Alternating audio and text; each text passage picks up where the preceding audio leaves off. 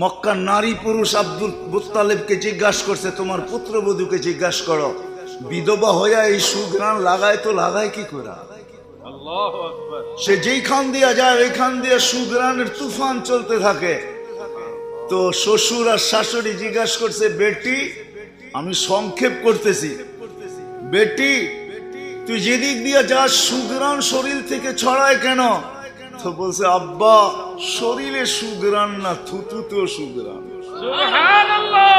থুতু নিক্ষেপ করছেন, থুতুতেও সুঘ্রাণ।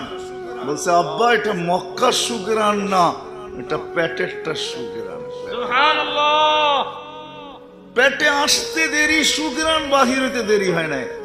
বলছে, আব্বা আম্মা এখানে শেষ না, পেটে আসতে দেরি, ঘরের চতুর্দিকের দেওয়াল বালুর কণা আমাকে সালাম দিতে দেরি করে নাই। বালু